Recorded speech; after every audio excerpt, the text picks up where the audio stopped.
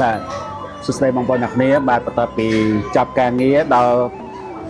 ម៉ោង11កន្លះដល់ពេលបាយល្មមបាទអញ្ចឹងថ្ងៃនេះនាំអារម្មណ៍បងប្អូនអ្នកគ្នាមកហាងមួយនៅម្ដុំទួលគោកបាទដែលគាត់ផ្ដោតទៅលើម្ហូបខ្មែរបាទហាងនោះឈ្មោះថាផ្ទះអ្នកបាត់ដំបងបាទថាម្ហូបរបស់គាត់គឺនិយាយទៅគឺខ្ញុំឲ្យតែមកម្ដុំហ្នឹងគឺខ្ញុំចូលមកញ៉ាំនៅកន្លែងហ្នឹងហើយបងប្អូនណាដោយសារតែរសជាតិនៃម្ហូបអាហាររបស់គាត់គឺបែបខ្មែរពិតតែម្ដងខ្ញុំហៅមាន់ដុតអាតូចទេបងប្អូន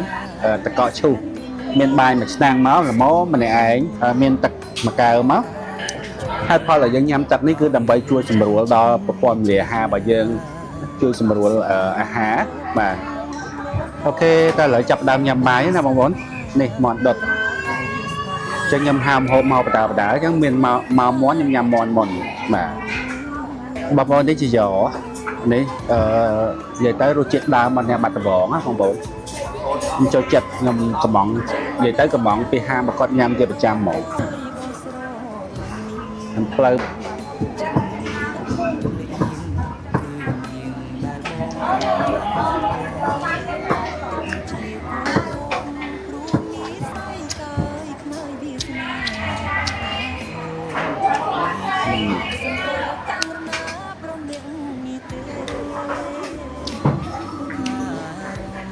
ទ្រុង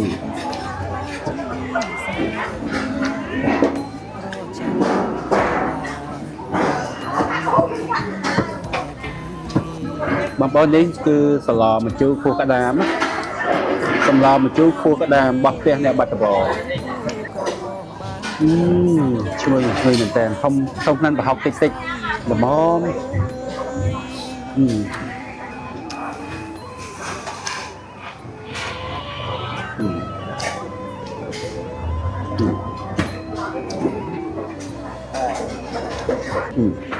ត្រីហ៎បងប្អូន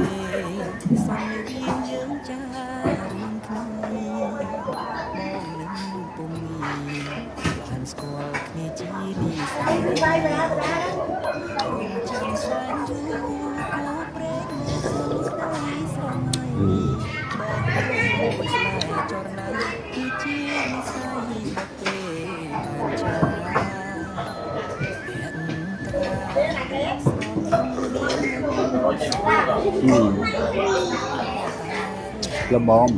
មិនសាបមិនប្រៃអូខេបងប្អូនឥឡូវខ្ញុំមកភ្លក់ជាមួយនឹងចយ៉បាទបោះអ្នកបាត់ដំបងម្ដងមើលថាតើស្រួយឲ្យឆ្ងាញ់កម្រិតណាបាទ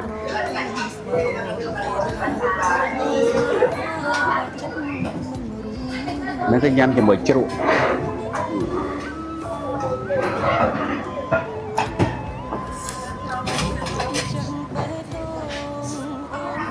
តែហង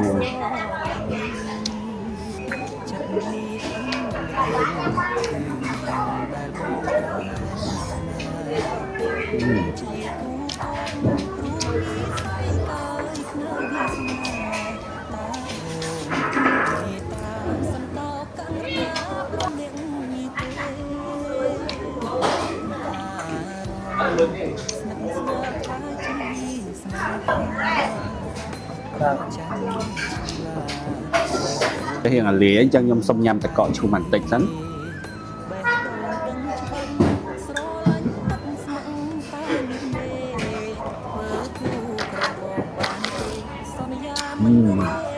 ដោយសារតែឃើញតកកតំណងពេកបងប្អូនណាខៃណាមួយមកពីក្តៅអញ្ចឹងខ្ញុំញ៉ាំតកកពី3ម៉ាត់សិន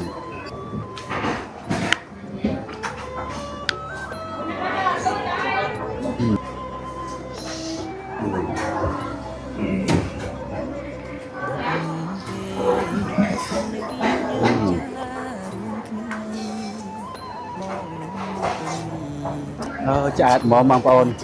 ម្នាក់ឯងញ៉ាំ3មុខនិយាយទៅគឺអស់ល្មមណាចឹងអរគុណបងប្អូនទាំងអស់គ្នាសម្រាប់ការទស្សនាតាំងពីដើមរហូតដល់ចប់ចឹងជួបគ្នាជាមួយនឹងខ្ញុំបាទនៅវីដេអូបន្តទៀតបាទអរគុណបាយបាយ